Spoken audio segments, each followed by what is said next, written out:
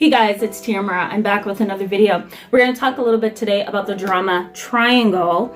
And so I think we're just going to go ahead and jump on in. I don't have any announcements or anything like that. I lied. Never mind. I do. Actually, tonight, I'm going to put the free webinar link in the description box below. Tonight, come join me. It's free. I will be with PsychCentral.com. We're doing a webinar on 8 signs of intergenerational trauma. And so I want to engage you guys in that discussion because we've been talking a lot about that on my channel here. And so I think you might like it. I'm going to talk about some of the signs that we can look for and some of the things that we need to look for within our families so that we can identify whether or not our families are reacting to a long-standing trauma or a generational trauma, I should say. So join me tonight. I'm going to put that link in the description box below. All right, so let's go ahead and jump in. We're going to talk today about the drama triangle. The benefits for you today in this video is that you're going to learn about the drama triangle or the triangulation triangle. I also call it that. We're also going to kind of dissect that a little bit and relate it to families because, again, this is holiday season and we're going to see a lot of triangulation during this time of year within our families. All right, so let's go ahead and get started. Let me kind of define this for you. Let me define just a little bit about or let me define what it is that a drama triangle is. Okay, so I would do it that way. So in a drama triangle, we have 3 roles, okay? And I'm going to put them over here for you. One is the victim. The other is the persecutor. And the other is the rescuer. Okay, so we have 3 roles in a drama triangle, okay? The victim, let's go ahead and define what each of these are. The victim is the individual who feels that they have little to no support. They feel that there is absolutely no understanding of their emotions and their thoughts. They also feel that they lack the ability to stand up for themselves. They also don't have boundaries. And they also struggle with people pleasing, right? They're constantly giving, constantly doing things to kind of keep themselves in good standing with the next person. Okay, so that's the victim. They're the person that kind of lacks what they need to put up those firm boundaries, right? They lack what they need to protect and stand up for themselves. Okay, the persecutor is the one who typically gets into the situation and finds somebody to blame or point fingers at. Okay, the persecutor can come across as the troublemaker when they are incapable of kind of rectifying things or bringing people to a place of calm and understanding. So the persecutor can really make things difficult because they don't always know how to maneuver the situation and the people in it. Okay, so we'll explain some of this as we go along. I'll explain some of it to you. So we have the victim, the persecutor, and then the rescuer. The rescuer is a person who can also create trouble, but their intention is to create resolve. Their intention is to create peace, right? And victory. They don't want to create trouble, but sometimes, depending on how they choose to rescue, it can lead to challenges and trouble. All right, so let me give you an example of this. And I've had this in my office with a lot of my clients. So let's say, for example, you're not sure if you want to go over your mom's house for Christmas, okay? And the reason why you don't want to go over your mom's house for Christmas is because she doesn't approve of your husband.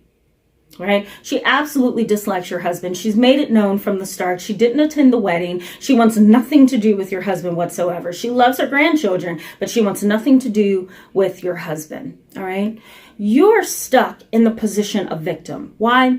Because you love your husband, which is why you married him. You have children together. Right? So you've already created a relationship that's going to be long-term because you've invested in that marriage by having children. You've also invested in that marriage by getting married and saying, I do. So, okay, the investment is there between you and your husband. So you are the victim because you love your husband and you've made an investment, but you also love your mom and you made an investment there as well, right? The moment your mom had you, she invested all she could in you. And so now you feel indebted to her, right? You don't want to leave your mom all alone. You love her, right? So what do? So you're the victim. Who's the rescuer in this situation? Well, in some ways, your husband may be the rescuer because he may step out and say, hey, look, I'll get along with your mom, whatever you need me to do, or I won't go at all. I'll go to my mom's, you go to your mom's, we'll meet up at the end, right? He may try to bargain like that a little bit. And so he is playing the role of the rescuer. But you may go to your mom and be like, is there any way that we could all get together and not argue this Christmas? Like, is there any way that we can all get along? And your mom may say, absolutely not. Did you see how he looked at me last Christmas? Can you believe, right? And then there we go. And so in that type of scenario, your mom's playing the persecutor, right? She's pointing the finger, you, right?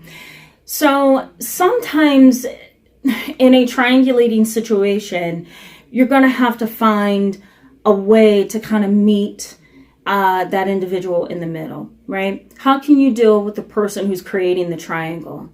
How can you kind of maneuver this situation in a way that everyone in it doesn't get hurt? Okay, so let me draw you a picture of this triangle. So let me grab some stuff really quickly, guys, because I actually have a session coming up. So, but I want to give you a little bit of an understanding of what I mean by this triangle. And then next video, we're going to talk a little bit about how to deal with it. Okay, that's going to be our video on Friday. So stay tuned for that.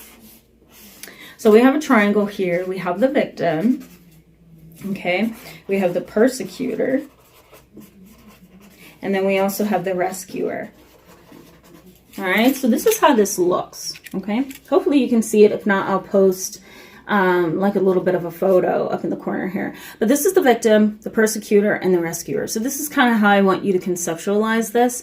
And I'm actually going to post a picture right here for you, so that way you can kind of see it. It's a triangle, right? Because what do you do to please your husband and your children, but also to please your mom? So I'm going to talk a little bit more about that on Friday. Stay tuned with me, guys, because what I'm going to do is kind of give you some tips, but I'm also going to show you how to kind of back up and let things go as they will, and how to maintain your relationship despite that triangle. It is very difficult being in the middle of a triangle, being in the center of things. It really, really does take some patience, skill, and a lot of empathy. All right, guys, thanks so much for being with me today in this video. I encourage you to give it a thumbs up if it was helpful to you. I also encourage you to give this video a subscribe. So then that way you can stick around for some of the other videos that I'm going to be doing coming up here in the next few weeks. We're going to continue our conversation about families. There have been some really good requests for videos. So I have a few people on my mind. I have Sam on my mind because she wanted to make a resource binder, and so I want to give her some more resources through a video. I also have JT Facts on my mind because I also want to do a video that's going to focus on some of the things that this person would like me to focus on. I also have Casey and Tyler and Kevin, so stay tuned because we're going to be doing some extra videos this month on family and next month as well because we're coming up on December. All right, guys, I'll see you on Friday with a new video. Bye.